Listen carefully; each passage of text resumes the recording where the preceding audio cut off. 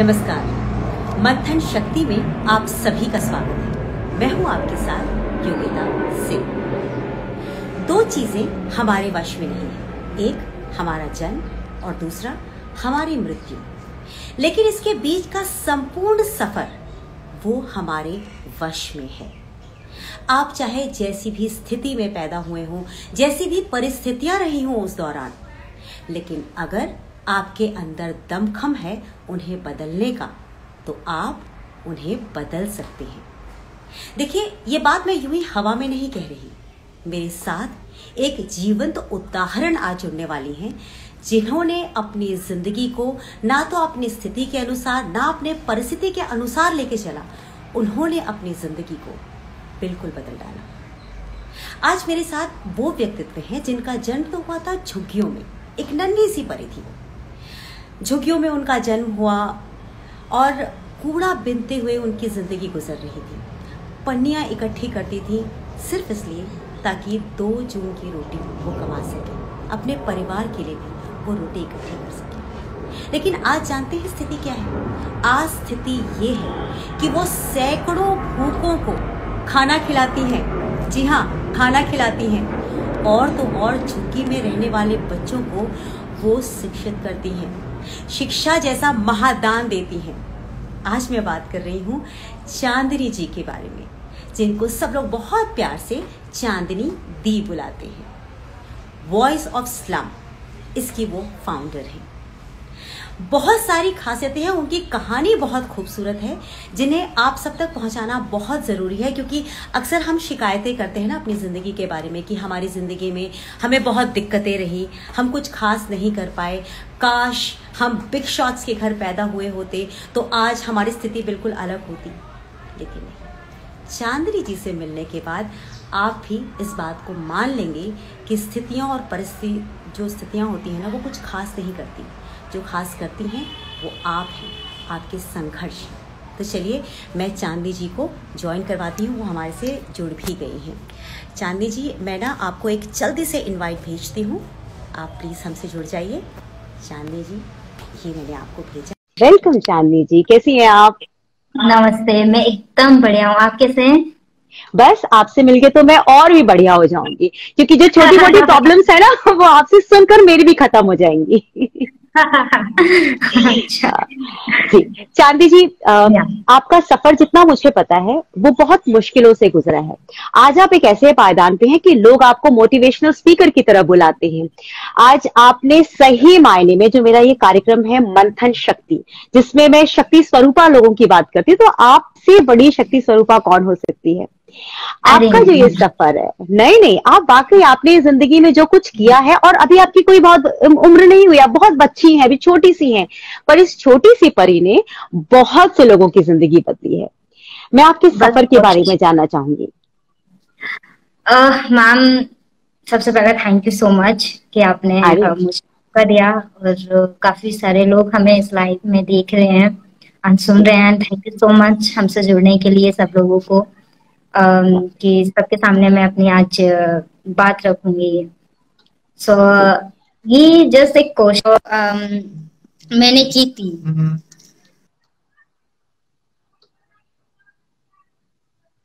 आपको शायद कोई कॉल आ रहा है ना? कोई नहीं जी। मैम, जो आई थिंक मुझे भी नहीं पता थी ये मुझे कहाँ ले जाएगी। मैं एक ऐसी फैमिली से बिलोंग करती हूँ जो खेल तमाशा करते हैं। रोज मैं अपने फादर के साथ रोड शो करती थी, स्ट्रीट शो। एंड मैं जब 5 इयर्स जब से ये सारी चीजें कर रही थी अपने पापा के साथ। एंड दिल्ली में आने के बाद जो मेरे फादर थे, उनकी डेथ हो गई। उनकी डेथ होने के बाद मैं घर में सबसे बड़ी थी, मुझसे 2 छोटे और थे। इवन मैं 7 इयर्स की थी जब दिल्ली आए थे। एंड कुछ आता नहीं था, तो सबसे दिल्ली में अगर सरवाइव करना है आपको, 2 वक्त का खाना खाना है आपको, तो सबसे इजी जो वर्क है एक 7 इयर्स के बच्चे को मिल सकता है, वो या तो रिक पिकिंग है या बेगिंग है। इन 2 के अलावा बच्चा अपना जीवन पालने के लिए कुछ नहीं कर सकता है, मेरी अनुसार में। तो मैंने करना स्टार्ट किया एंड काफी साल तक किया। फिर उसके बाद मैंने फुल सेल करना स्टार्ट किया, लाइक जो स्ट्रीट पे बच्चे, रेड लाइट पे बच्चे बेचते हैं, दैट टाइप ऑफ। हम्म। तो इसके साथ साथ मुझे पढ़ने का बहुत शौक था एक्चुअली। जब भी मैं पिकिंग करते समय बच्चों को देखती थी जो बैग टांग कर स्कूल जाते थे, एंड लाइक मतलब इतना खुशी मिलती थी उन्हें देखकर, इतनी खुशी मिलती थी। और एक ही था, मतलब यार स्कूल जाने का मौका मिले ना मिले, लेकिन ये ड्रेस पहनने का मौका जिस दिन मिला ना मुझे, मुझसे ज्यादा खुश इंसान कोई नहीं होगा, इस तरीके से सोचती थी उस समय मैं। सो फिर कुछ दिन बाद कुछ वॉलेंटियर्स ऑर्गेनाइजेशंस के लोग आपके स्ट्रीट चिल्ड्रंस को पढ़ाते थे रोड पर, सो हम्म। बस स्टैंड पर। तो वहां मैंने पढ़ना स्टार्ट किया एंड मैं जाती थी तो मेरे साथ जो एक ग्रुप होता था बच्चों का, मैं उन्हें भी अपने साथ लेके जाती थी कि चलो मेरे साथ हम पढ़ेंगे खेलेंगे। शौक मुझे होता था लेकिन मैं उन्हें भी लेके चली जाती थी। अच्छा। तो फर्स्ट टाइम मैंने चाइल्ड राइट्स के बारे में सुना वहां पर कि बच्चों के राइट्स होते हैं, बच्चों के एक्ट होते हैं। एंड फील किया यार कि हम लोग भी कुछ कर सकते हैं। लाइक उस समय सबसे ज्यादा जो प्रॉब्लम मैं फेस करती थी वो ये थी कि उस समय रेक पिकिंग करना मना था नोएडा के अंदर। अच्छा। एक समय कुछ आया था, बिहार निकला था, तो भी नहीं करने देते थे और हम फिर हम्म। भी चले जाते थे। तो हमें ना पुलिस वाले बहुत मतलब डंडे से पीटते थे। ओ। तो ऐसा था, और बंद कर देते थे बच्चों को ले जाकर। जब पता चला कि बच्चों के राइट्स हैं, किसी भी मतलब एक बच्चे को जेल के अंदर बंद नहीं कर सकते, ये सारे के बारे में जब पता चला तो क्या मैंने सीखा वो। एंड उसे सीखने हम्म। के लिए मैं उनके पीछे पीछे जाती थी, जो वो वॉलेंटियर्स होते थे, वो अगर कहीं और जा रहे हैं हम्म। बच्चों को पढ़ाने तो पीछे पीछे वहां चले गए, वो उन्हें बता रहे हैं तो सुना कहीं और। तो इस तरीके से मैंने उसके ऊपर काफी, मतलब पढ़ने नहीं, मैं बस वो चीज सीखने जाती थी कि अगर हम्म। आ, फिर भी अगर हमें ले गए वो पकड़ के पुलिस, या किसी हम्म। बच्चे के साथ कुछ हो तो मुझे क्या करना चाहिए। तो उन्होंने सब एक एक चीजें सीखी, मैंने फिर तरह खुद से उन बच्चों के लिए काम करना स्टार्ट कर दिया जो मेरे करीब रहते थे, मेरे स्लम में रहते थे। मैंने उन बच्चों के लिए खुद से ही काम करना स्टार्ट कर दिया, क्योंकि आई नो कि जब एक बच्चे को पकड़ के ले जाते थे तो उसके माँ बाप भी नहीं जाते थे छुड़ाने के लिए कि हमें भी बंद कर देंगे ले जाके। ओ। एंड वो बच्चा क्या फील करता होगा। तो वो सारी चीजें फील होती थी। तो फिर मैंने खुद से जाके चाइल्ड लाइन की हेल्प लेने लगी मैं, एंड गवर्नमेंट के जो एक्ट हैं उनकी हेल्प लेने लगी मैं और करने लगी। तो उन्होंने क्या करा, मुझे एक संगठन था बढ़ते कदम, उन्होंने क्या किया, मुझे कहा हम्म। कि आप हमारे साथ काम करो, जो आप ये काम कर रहे हो आप हमारे साथ पूरे नोएडा में काम करो। मैंने की ठीक है। उन्होंने कहा हम आपको आने हम्म। जाने का किराया भी देंगे। मुझे किराया बड़ी बात क्या हो सकती थी मेरे लिए। तो मैं हाफ डे अपना जो हाँ। हाफ डे मेरा जो काम होता था रेक पिकिंग का, मैं वो करती थी, एंड हाफ डे मैं उनके साथ जाकर दूसरे बच्चों को जो स्लम्स के बच्चे थे उन्हें इंफॉर्मेशन देती थी कि किस तरीके से आपको खुद को बचाना है, आपके राइट्स क्या हैं, पढ़ना क्यों जरूरी है, एवरीथिंग मैं देती थी। फिर इस तरीके से मैं उस संगठन से जुड़ी, एंड हम्म। जब मैं 18 ईयर्स की हुई तो मैं 10,000 बच्चों के लिए काम कर चुकी थी। ओ। उन बच्चों के साथ मिलके दिल्ली, एमपी, हरियाणा, इन चारों राज्यों में मैंने काम कर चुकी थी। एक न्यूज़पेपर आता था बढ़ते कदम, मैं उसकी रिपोर्टर से लेके एडिटर तक रह चुकी थी, एंड उस संगठन की मैं national secretary as a leader जुड़ी थी। तो उसमें लाइक वो पॉलिटिशियन बेस होता है ना, पहले लीडर, फिर एक स्मॉल एरिया का, फिर आप एक पूरे नोएडा का, फिर आप हम्म। राज्य का, फिर नेशनल का, ऐसे कुछ चुना जाता था। तो मैं नेशनल सेक्रेटरी रही उसकी।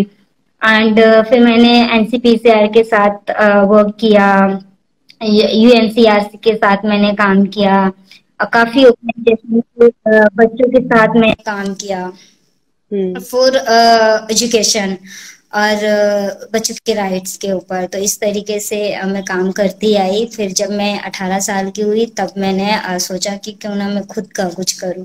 तो मैं हाँ। एंड मेरे एक फ्रेंड हैं देव, हम दोनों ने मिलकर वॉइस ऑफ स्लम्स बनाया। एंड वॉइस ऑफ स्लम क्या करता है मैं वो अब आपको बताऊंगी बेसिकली। बताइए जी। सो वॉइस ऑफ स्लम हमने जब स्टार्ट किया था, एक्चुअली मैं भी ज्यादा पढ़ी लिखी नहीं हूँ, और जो मेरे फ्रेंड थे देव वो भी ज्यादा पढ़े लिखे नहीं है। उनकी हम लोगों के पास ना ही पैसा था और ना ही एजुकेशन थी। मैं उस समय 8th कर रही थी, क्योंकि मैंने घर से ही पढ़ाई की, कभी स्कूल गई नहीं। तो मैं उस समय 8th कर रही थी, तो जब मैं 18 मतलब 8th 10th में थी, तो फिर जब हमने लोगों से कहा कि हम लोग बच्चों के लिए काम करना चाहते हैं, एक ऑर्गेनाइजेशन बनाना चाहते हैं जहां पर हम टिल ग्रेजुएशन तक एक बच्चे को सपोर्ट करेंगे जो स्लम का बच्चा है, और उसे उसकी लाइफ में मतलब लाइफ में सेटल करेंगे। एक घर से एक बच्चा लेंगे, एक स्लम से एक बच्चा लेंगे उसके परिवार से, और उस बच्चे को एक निकालेंगे। वो बच्चा निकल के अपनी पूरी फैमिली को खुद निकाल लेगा स्लम से, और अपनी आने वाली जनरेशन को वो खुद ही स्लम में कभी आने नहीं देगा। तो ये था हमारा आइडिया। तो लोग कहने लगे तुम दोनों पागल हो चुके हो, ना तुम्हारे पास पैसा है ना तुम्हारे पास एजुकेशन है, और तुम कह रहे हो कि मतलब वो चीज तुम बांटने जा रहे हो जो तुम्हारे पास जो है तुम्हारे पास नहीं ना है। पैसा ना एजुकेशन, क्या दोगे बच्चों को तुम। उनका कहना भी सही था, क्योंकि उस समय कुछ नहीं था, बस तरीका पता था कि काम करना है। भूख थी उन बच्चों के लिए, उन बच्चों के प्रति के, उन बच्चों को वहां से निकालना है, दैट्स इट, और कुछ नहीं था। हमने कि चलो देखा जाएगा। मैंने आतिफ ने काम करना स्टार्ट कर दिया।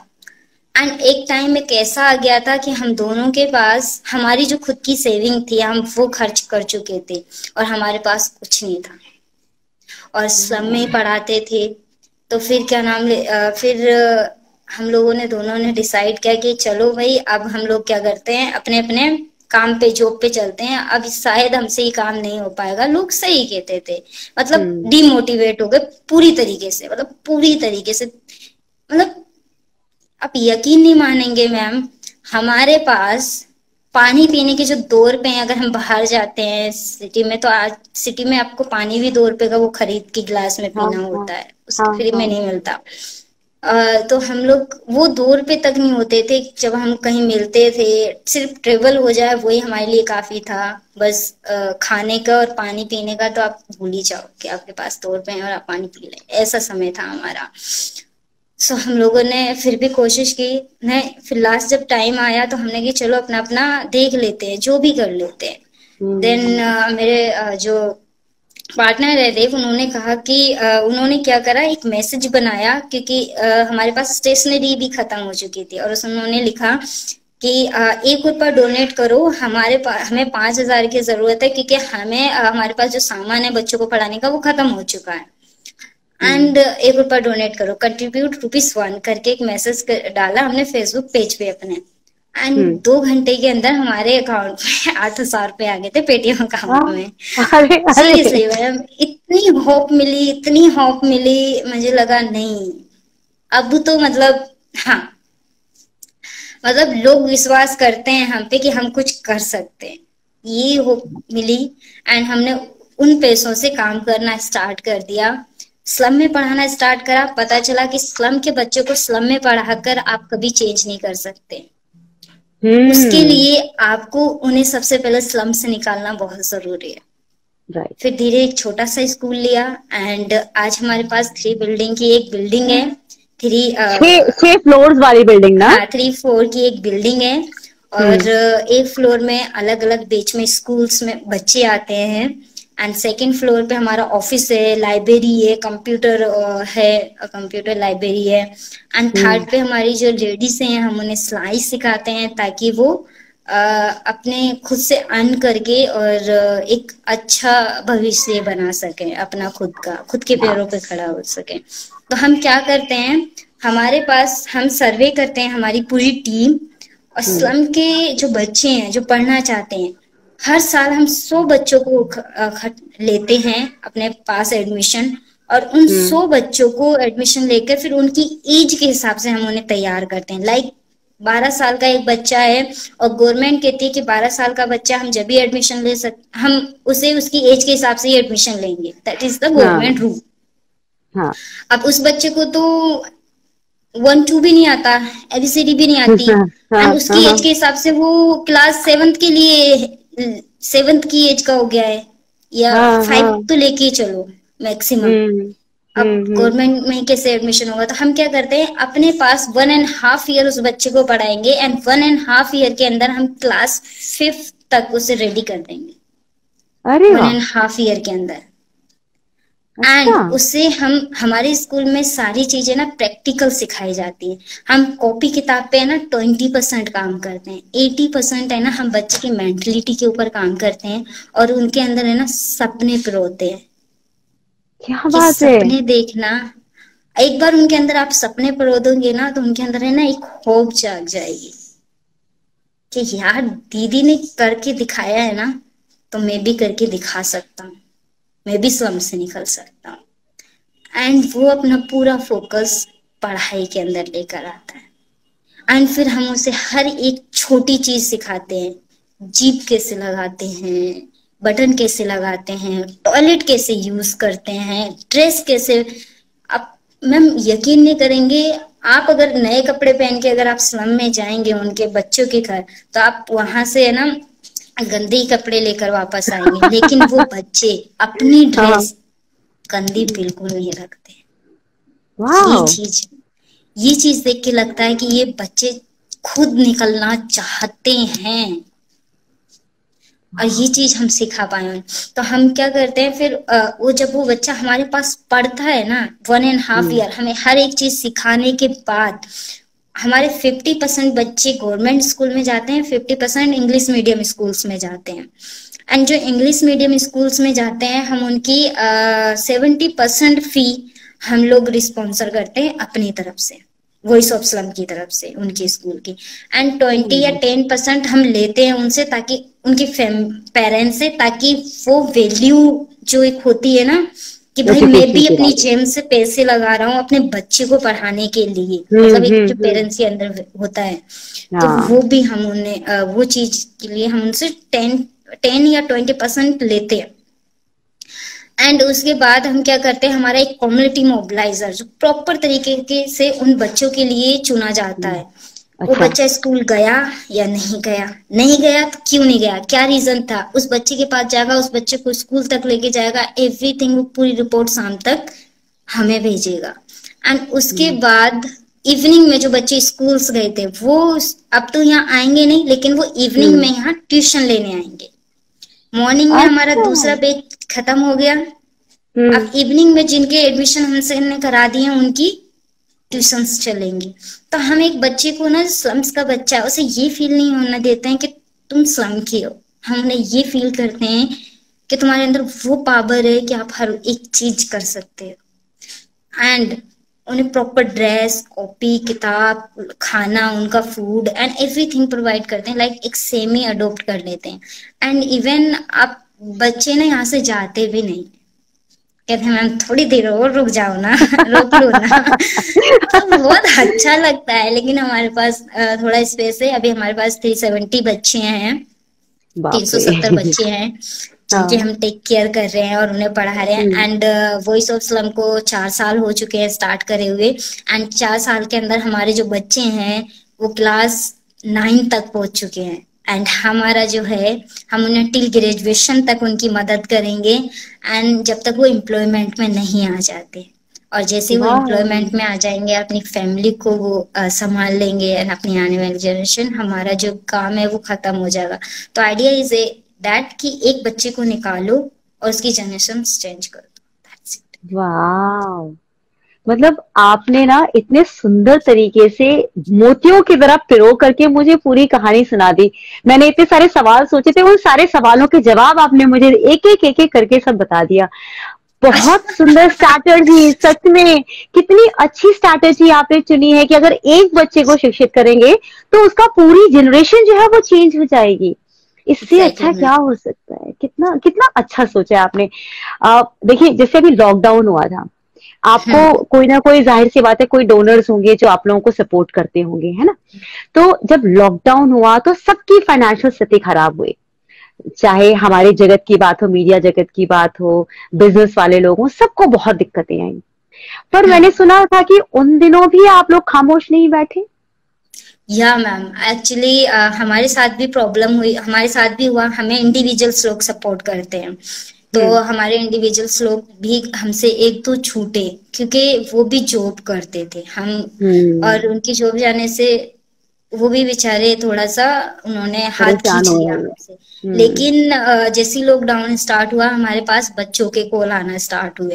एंड कुछ बच्चे तो पैदल ही गांव बिहार चले गए, नोएडा से ऐसे। और लेकिन कुछ बच्चे कॉल करके इनडायरेक्टली बोल रहे, दीदी स्कूल कब से खुलेगा, हाँ। अनि से कि दीदी 2-3 दिन से खाना नहीं खाया। सीरियसली, ओहो। मैं क्या, कोई भी इंसान होगा उसका भी दिल पत्थर का तो नहीं होगा, पिघलेगा। एंड वो बच्चे ने जब इस तरीके से बोला, तो मेरे घर में, मेरे ऑफिस में जितना सामान था मैंने उन्हें बांट दिया। लेकिन जब स्लम में गई मैं, तो वहां की स्थिति मैंने आंखों से देखी, इतनी खराब थी।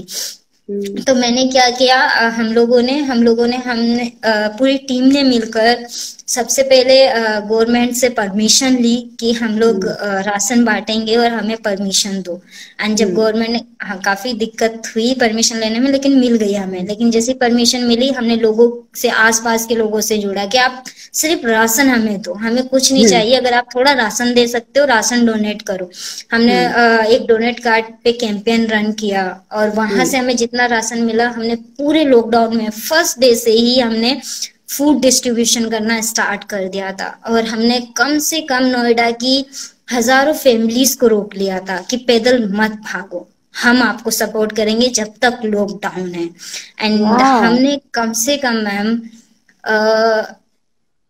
18 लाख मील्स डिस्ट्रीब्यूट किए। 18 lakh? Yes ma'am, 18 lakh meals हमने डिस्ट्रीब्यूट किए। और, और आज भी हम 500 बच्चों को रोज खाना खिला रहे हैं स्लम्स में, आज भी डेली बेस पे। मेरे पास शब्द नहीं है मेरे पास शब्द नहीं आपके लिए। बस एक कोशिश थी कि, लेकिन मैं अकेले ये सब चीजें नहीं कर पाती, मुझे काफी लोगों ने सपोर्ट किया। जो मेरे सोशल मीडियाज पे लोग हैं, उन्होंने सपोर्ट किया, उनसे जितना हो पड़ा उन्होंने किया। और जो भी वॉइस ऑफ स्लम के सपोर्टर्स हैं, उन्होंने सपोर्ट किया। मैं सीरियसली जितना अपने सपोर्टर्स को धन्यवाद कहना चाहूँ, उतना मेरे लिए कम है, उतना मेरे लिए। तो मैं हमेशा उनकी थैंक्सफुल रहूंगी, और कभी नहीं भूल पाऊंगी कि उन्होंने इस समय पे इन बच्चों की, क्योंकि लॉकडाउन में ना, आप मैम, हमें नहीं पता था कि ह्यूमन, मतलब गवर्नमेंट जितना नहीं कर रही थी जितना लोग कर रहे थे खुद से, इंडिविजुअल्स लोग।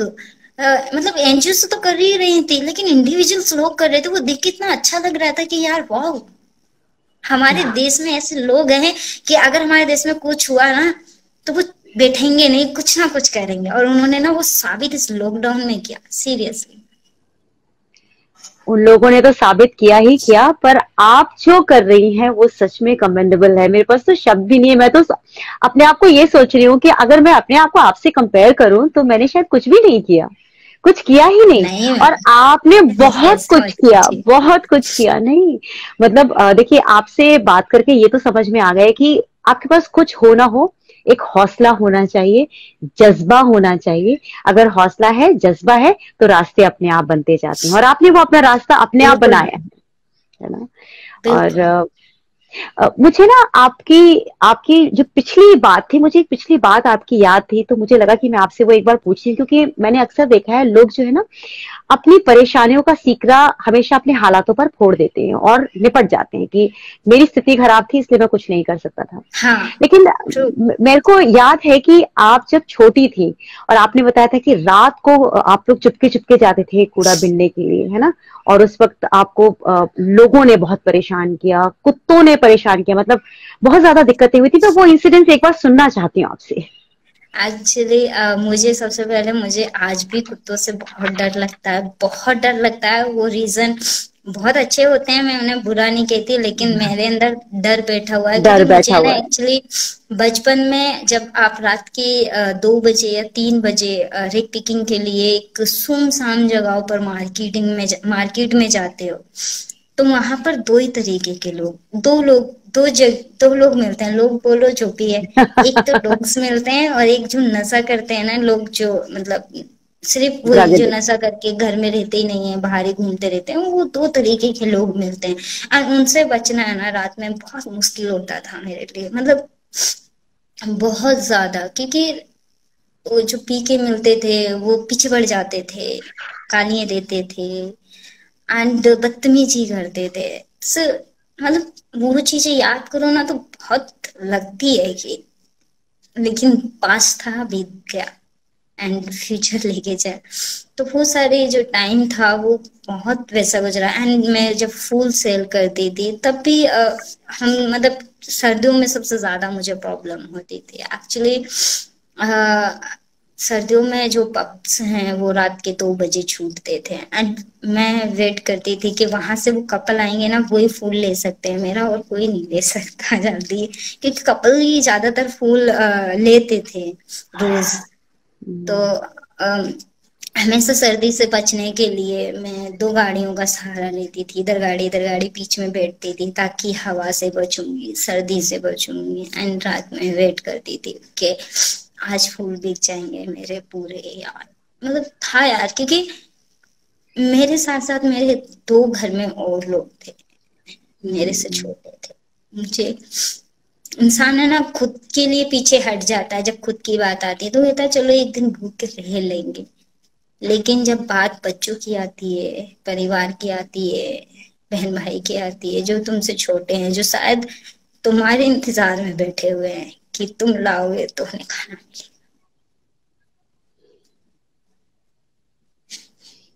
Oh my God. I'm really sorry, पर हाँ, कोई बात नहीं। आपने जैसे कहा ना, पास्ट था निकल गया। और आपकी बात से ना एक चीज तो मुझे समझ में आई, जो मैं अक्सर नजरअंदाज करती थी। जब मैं रेड लाइट पे किसी को कोई सामान बेचते हुए देखती थी ना, तो मैं हमेशा ये कहती थी कि देखो, ये कोई गैंग है जो इन बच्चों से सामान बिकवा रहा है। पर आपसे बात करने के बाद मेरे अंदर वो संवेदनाएं उनके प्रति बहुत बदली हैं, बहुत ज्यादा बदली हैं। मुझे मैम समझ में आया। पहले ये चीजें थी, उस समय ये जो गैंग वाली चीजें हैं ये होती थी बहुत, लेकिन राइट नाउ नहीं है। क्योंकि अब नहीं है, वो चीज खत्म हो चुकी है। थोड़ी बहुत होगी तो कहीं कहीं होगी, लेकिन वो चीज खत्म हो चुकी है। अब पेरेंट्स ही इतने ट्रेंड हो गए हैं कि उन्हें लगता है कि बच्चों से भीख मंगवाओ और खाओ। सही बात मैं है। आज भी कोशिश, रेड लाइट पे जो बच्चे मिलते हैं मार्केट में, उन्हें कभी पैसे पे फेयर नहीं करती हूँ, उनके साथ बैठ के बातें करती हूँ, उनके बारे में पूछती हूँ क्या करते हैं, क्या करना चाहते हैं। एंड ये चीजें ना बहुत जरूरी होती है। देखो हमारे पास आज के टाइम में टाइम ही नहीं है, और इन बच्चों को टाइम की जरूरत है अगर इन्हें निकालना है इस्लाम से। तो आप हमको चीज दे देंगे, पैसा दे देंगे, उससे ये श्रम से मतलब नहीं निकलेंगे। हम बस अपने आप को शांत कर लेते हैं कुछ देके कि हाँ हमने कुछ कर दिया इनके लिए, दिल शांत हो जाता है कि हाँ हमने कुछ किया इनके लिए। लेकिन वो ठीक है, लेकिन मेरे क्या वो मतलब उस चीज से वो निकलेंगे नहीं। वो आपके लिए ठीक है क्योंकि आपने अपना दिल शांत कर लिया, लेकिन उन बच्चों के लिए ठीक नहीं है। आप उन्हें बढ़ावा दे रहे हैं कि आप मांगो, भीख मांगो या ऑल दैट करो। मैं कहूँगी कि उन्हें टाइम की जरूरत है, और अगर हमारे पास 5 मिनट हैं, 2 मिनट हैं, 1 मिनट है उनसे बात करने के लिए, तो हमें वो देना चाहिए अपना, बस बहुत जरूरी होता है। चांदनी जी, पता है हमारे इस प्रोग्राम में मेरी एक बहुत अच्छी मित्र हैं, लाइफ कोच है अनामिका जी, वो जुड़ी हुई हैं। और वो भी ना झुग्गी झोपड़ी के बच्चों के लिए बहुत सारा काम करती हैं। और उन्होंने भी बहुत लोगों को ट्रेन किया है, बच्चों को पढ़ाया है। और वहाँ की जो महिलाएं हैं ना, उनको भी आगे बढ़ाने के लिए वो बहुत ट्रेन करती हैं। उनको भी मैं शुक्रिया करना चाहूंगी कि वो हमारे साथ जुड़ी भी हैं। वो खुद भी ये काम बहुत अच्छे से करती हैं, बहुत शिद्दत से करती हैं। चांदनी जी मैम आप जैसे आप जैसे लोगों की जरूरत है इस देश को और यहाँ के बच्चों को और यहाँ के लोगों को। आप जो काम कर रहे हो सीरियसली ऐसे ही करते रहना। अगर एक भी बच्चा निकलता है ना तो हमारा जो काम करने का एक एम है वो पूरा हो जाए। हाँ बिल्कुल ठीक कह रही हैं। Thank you. अच्छा, अच्छा ये बताइए आपको कैसा लगा था जब प्रणब मुखर्जी जी जो एक्स प्रेसिडेंट थे, जब उन्होंने आपको पूर्व राष्ट्रपति जी जो थे, उन्होंने जब आपके काम को एक्नॉलेज किया था, जब वॉइस ऑफ स्लम को एक्नॉलेज किया, तो मतलब दिल में कुछ हुआ था, कैसा कैसा फील हुआ था आपको? मैम मतलब वो जब उन्होंने जब बुलाया था बच्चों के साथ एंड मैं सब बच्चों के साथ मिली तो उन्होंने बात की एंड वो हाँ बहुत अच्छे इंसान थे। वो हाँ बहुत हाँ ही प्यारे इंसान थे एंड एक जो प्राउड मोमेंट होता है ना आपके लिए कि यार हाँ। तुम कुछ सही कर रहे हो तुम कुछ कर रहे हो। दैट्स वाई लोग इतने बड़े व्यक्ति आज आपसे मिल रहे हैं जिनके पास मतलब टाइम नहीं होता, देश के लिए टाइम नहीं हो पाता है कि कितने बिजी होते हैं एंड उन्होंने आपको इतना टाइम दिया, आपसे मिले, आपसे बात की, आपके साथ बैठे। तो ये एक बहुत बड़ा वो होता है, हर एक के लिए होता है और सेम मेरे लिए था। एंड मेरे जितने भी बच्चे थे वो सब मिलकर आए एंड मैंने सबसे कहा कि अपने घर में बोलना कि आप किससे मिलकर आए हो। किसी भी पेरेंट्स ने विश्वास नहीं किया, किसी भी बच्चे का। सारे बच्चे मैं हमारे घर वाले भरोसा नहीं कर रहे हैं, हाँ रहने दो। मैंने की रुको, मैंने सबको उनके साथ की जो फोटो पिक्चर्स थी भेजी। मैंने वो निकलवा के सबको दी। मैंने की जाओ दिखाना। एंड सीरियसली सारे पेरेंट्स इतने खुश एंड मिलने आए। मैडम सच में आप हमारे बच्चे को मिलवा के लेकर आए? मैंने कि आपके बच्चे भी मिल के आए और मैं भी मिलकर आई उनसे। हाँ। वो एक अलग ही मोमेंट था और बहुत अच्छा था। उनसे बहुत कुछ सीखने को भी मिला क्योंकि उन एक बहुत एक्सपीरियंस पर्सन हैं थे वो हमारे, और उन्होंने बहुत काम किया था हमारे देश के लिए। मैंने उनसे बात की एंड उन्होंने शाबाशी देते हुए कहा लगे रहो, सफल होगे, बहुत आगे जाओगे आप। अ, बहुत अच्छे थे। सीरियसली बहुत अच्छा मोमेंट था वो मेरे लिए और मेरे बच्चों के आप लिए। बिल्कुल, आपके साथ बहुत सारे सेलिब्रिटीज भी मैंने देखे, बहुत सारे सेलिब्रिटीज भी आपके आपके इवेंट में आते रहते हैं, बढ़ावा देते हैं।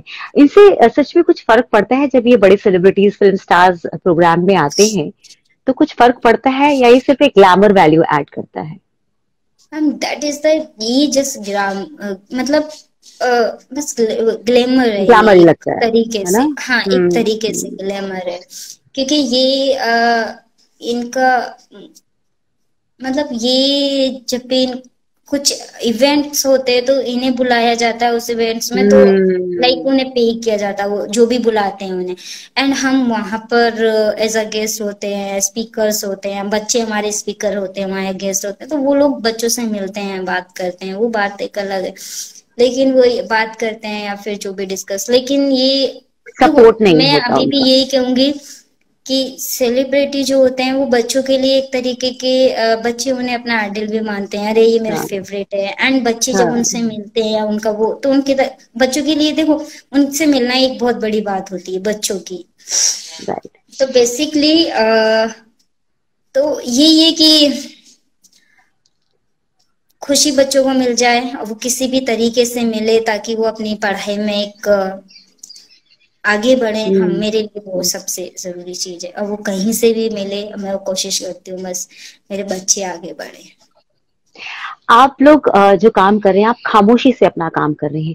आपसे अगर कोई जुड़ना चाहे, जैसे डोनर्स होते हैं, ऐसे बहुत से लोग होते हैं जो डोनेट करना पसंद करते हैं, लेकिन उन्हें पता नहीं होता कि हम सही लोगों को दे रहे हैं, गलत लोगों को दे रहे हैं। ऐसे में आप उनको हम्म। कुछ रास्ता दिखाएंगे कि कैसे कर सकते हैं वो? So sorry. ओके। कोई बात नहीं, हम दोनों का भी फिलहाल वही हाल है। अब एक बार अगेन। हाँ, मैं फिर से बोल देती हूँ। मैं ये कह रही थी कि देखिए कुछ बहुत से लोग ऐसे होते हैं जो डोनेट करना चाहते हैं, वो चाहते हैं कि लोगों को आगे बढ़ने में उनका भी एक छोटा सा योगदान हो, डोनर्स की तरह, जैसे कुछ स्पॉन्सरर्स होते हैं। अगर ऐसे लोग हमारा ये अभी फिलहाल का हमारा लाइव देख रहे हो और वो आपको डोनेट करना चाहते हो, तो वो आपसे कैसे संपर्क कर सकते हैं? वो हमारे डायरेक्ट वेबसाइट पे भी जा सकते हैं, voiceofslum.org। वहां अच्छा। पर आपको और जितनी नॉलेज आपको चाहिए होगी उतनी नॉलेज मिल जाएगी। एंड हम्म। हमारे जो बच्चे स्कूल्स जाते हैं तो उसमें जैसे कि एक बच्चे की जो साल की फी का होता है वो 20 से 30 हजार रुपए होता है, ज्यादा नहीं होता, 24 हजार होते हैं किसी बच्चे की हम्म। स्कूल की सालाना। तो वो मंथली हम्म। बेस पे अगर एक बच्चे की एजुकेशन को अडॉप्ट करना चाहे तो हम्म। उसे वो कर सकता है, जो कि उसे वेबसाइट पे अच्छे से अवेलेबल मिल जाएगी वो सारी डिटेल्स उस बच्चे की। हम्म। एंड वो किस तरीके से पे करेगा, एवरीथिंग, सब चीजें हमारी वेबसाइट से मिल जाएगी। एंड अगर कोई हमसे वॉलेंटियरली जुड़ना चाहता है कि अपना एक्सपीरियंस बच्चों को दे सके, अपना टाइम बच्चों को दे सके, तो भी आप हमसे जुड़ सकते हैं। हमारी वेबसाइट पे जाकर हमें ईमेल कर दें, हमारे टीम मेंबर खुद उनसे कांटेक्ट कर लेंगे। इस तरीके से कर सकते हैं। एंड हमारा एक डोनेट कार्ड पे कैंपेन चल रहा है जिसमें हम, क्योंकि आज भी हम खाना खिला रहे हैं लोगों को, तो हम हम्म। डोनेट कार्ड मैं सबसे पहले डोनेट कार्ड के बारे में 2 वर्ड बोलना चाहूंगी। वो एक हाँ प्लेटफॉर्म प्लीज है बताइए। जहां पर हम्म। लोग, बहुत ट्रांसपेरेंट है, जहां लोग जाके डोनेट करते हैं और वो लोग सिर्फ राशन में, मतलब आपको जो चीज चाहिए जिस ऑर्गेनाइजेशन को, वो सिर्फ सामान भेजते हैं, नॉट फॉर मनी। अच्छा। अच्छा। तो ये वहां लोग आसानी से कर देते हैं, तो हमारे पास वो राशन हम्म। आ जाता है। तो वहां पर हम्म। वो डोनेट कार्ड का अगर मैं लिंक आपके कमेंट में डाल दूंगी, तो वहां पर हम्म। अगर आप सपोर्ट करना चाहें एज अ ग्रोसरी डोनेट तो आप वो हम्म। कर सकते हो, लाइक दैट। अच्छा। अच्छा, ये तो बहुत ही अच्छा, बहुत अच्छी पहल है। अच्छा एक बात बताइए, आपने अब फ्यूचर क्या सोचा हुआ है, भविष्य क्या सोचा? देखिए आप फ्यूचर, जब छोटी थी तो आपको नहीं पता था कि आप आगे क्या करेंगी, लेकिन आपको बस इतना पता था कि मुझे ऐसे नहीं जीना है ना, मुझे हाँ, कुछ करना है। कुछ करना कुछ तो शुरू करना कर दिया आपने, अब आगे या क्या? तो आगे की सारी प्लानिंग हुई है। वो रखिए, तो बेसिकली अभी हमें क्या करना है, अभी हमें खुद का स्कूल्स बनाना है, हम्म। खुद की जमीन पर स्कूल बनाना है। हमें एक इंटर कॉलेज बनाना है उसके बाद बच्चों के हम्म। लिए। एंड हमें अलग अलग जगहों पर जहाँ रूरल एरियाज हैं वहां पर हम्म। जाके अपने इस तरीके के स्कूल्स स्टार्ट करने हैं एज अ फ्यूचर अच्छा। में। तो हमारी 3 है इस पे। सबसे पहले हमें अपना खुद का स्कूल बनाना है ताकि हमारे ही स्कूल्स में आगे, मतलब 12th तक तो हमारे स्कूल्स में बच्चे पढ़ सके। दैट फर्स्ट ये। सेकेंड हमें कॉलेज बनाना है जो खुद का होगा, जिसमें सिर्फ उन बच्चों को पढ़ाया जाएगा जो फेलियर्स है, सिर्फ उन्हीं बच्चों को पढ़ाया जाएगा। क्योंकि जो बच्चा पढ़ने वाला है उन्हें तो दुनिया पढ़ा देती है, जो बच्चा पढ़ नहीं पा रहा उसका क्या, क्या सिर्फ उन बात बच्चों है, को। क्या बात है।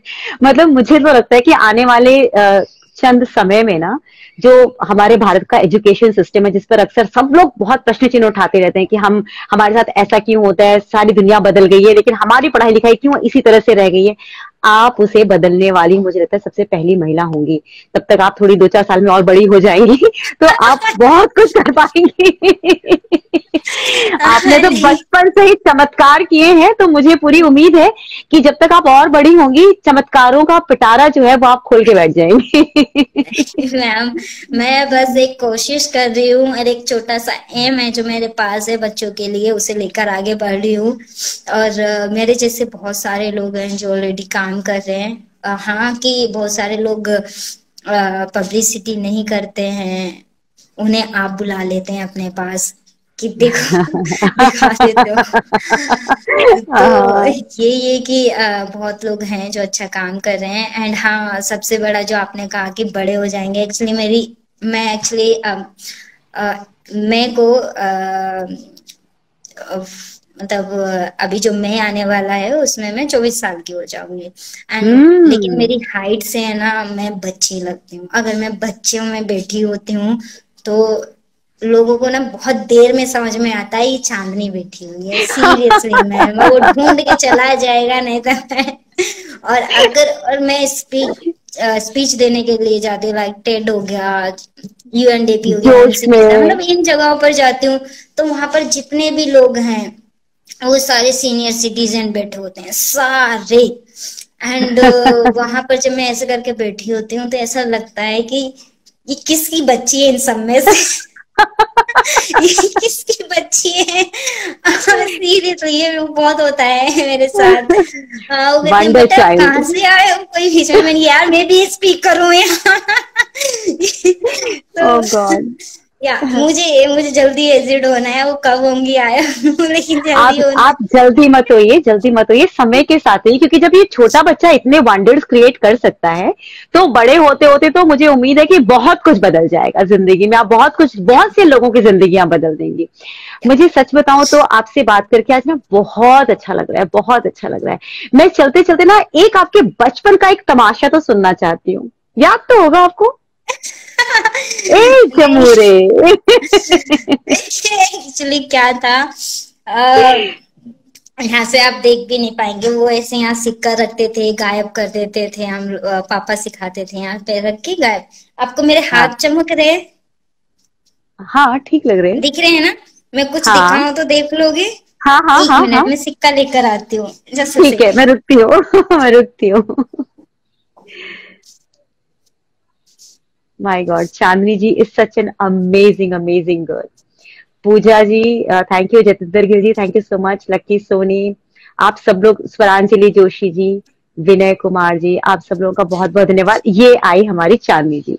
यस चांदनी जी, अब हम सो देखेंगे एक आई जादू होप हाँ, आप, बहुत साल हो गए मुझे छोड़े हुए, आई थिंक 19 years हो चुके हैं, but I try my best. Right, हम देखते जिस सिक्का हैं मैं यहाँ रख रही हूँ और इसे ऐसे कर रही हूँ।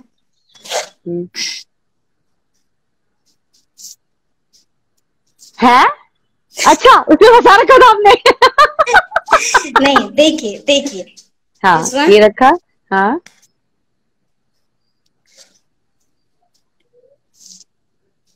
मैंने देख लिया, यहाँ से गिर रहा था कुछ ऐसी ये ट्रिक होती है जो कि पहले बहुत अच्छे से आती थी, अब नहीं आती है, छुपाना जल्दी। नहीं, अभी भी छुप जाता अगर ये कैमरा मोबाइल का नहीं होता तो क्योंकि आपने हाथ ऐसे किया ना अगर मोबाइल का कैमरा नहीं होता तो मैं भी बुद्धू बन जाती चांदनी जी बहुत मजा आया, बहुत मजा आया। मतलब आज आपने थैंक यू, मुझे इमोशनल भी कर दिया और हंसा भी दिया, मतलब आपने दोनों कर दिया आज मेरे साथ थैंक यू सो मच मुझसे कनेक्ट होने के लिए, और सभी लोगों को थैंक यू जो हमें देख रहे हैं। And thank you. बस लाइफ में इतना ही कहूंगी कि आगे बढ़ते रहिए, चीजों से शिकायत मत कीजिए, क्योंकि प्रॉब्लम से शिकायत करोगे तो प्रॉब्लम्स तो लाइफ का पार्ट है, जो आपको हर एक मोड़ पे, हर एक दिन आपके पास आएगी। बस आप क्या बेहतर कर सकते हो खुद के लिए, वो सोचो। एंड जब आप खुद के लिए कर लोगे तो दूसरों के लिए आप इजिली कर लोगे। That's it. क्या बात है, मतलब हौसले कम ना हो। आपके लिए ना आज ही सुबह मैं किसी का शेर पढ़ रही थी, मुझे लगता वो आपके ऊपर ही बहुत सही जाएगा। उसमें है चला जाता हूँ हंसता खेलता मौजे हवारिश से, मतलब मौजे हवारिश जो होता है मतलब परेशानियों से, जैसे तूफान नहीं होता है उससे। और अगर आसानियां हो तो जिंदगी दुश्वार हो जाए, मगर अगर लाइफ जो है इजी हो जाएगी तो जीना बहुत मुश्किल हो जाएगा। तो आपकी लाइफ वैसी ही है, मुश्किलें हैं, तूफान आते हैं, आप उन तूफानों से जीत कर आगे बढ़ जाती है। थैंक यू सो मच चांदनी जी, दुनिया की चांदनी दी जल्दी से और चमके और रोशन हो और सबकी जिंदगी रोशन कर दे। Thank you so much, thank you, thank you so thank you, much ma'am. Thank you very much, see you soon, okay, bye bye. Bye bye bye. आज हमारे साथ चांदनी जी थी। मुझे तो खैर बहुत अच्छा लगा और मैं जानती हूँ कि जिन लोगों ने भी इन्हें सुना है और जो इन्हें आगे भी सुनेंगे उन्हें वाकई एक प्रेरणा मिलेगी जीवन जीने की। आज के लिए बस इतना ही। जितने लोग हमसे कनेक्टेड रहे thank you so very much. ये जो मेरी एक कोशिश है कि ऐसे लोगों से हम कुछ सीख लें, अगर उससे हम सच में कुछ सीख लें तो मुझे लगेगा कि मेरा ये कार्यक्रम सफल हुआ। थैंक यू सो मच, जल्दी आपसे मिलेंगे।